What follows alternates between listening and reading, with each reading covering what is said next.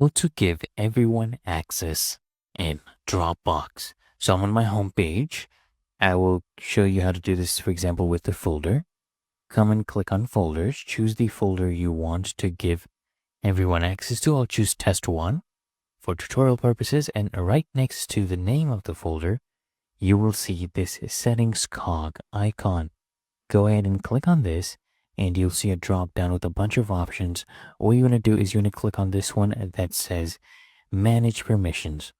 Okay, now under links, you will see two options, link for editing and link for viewing.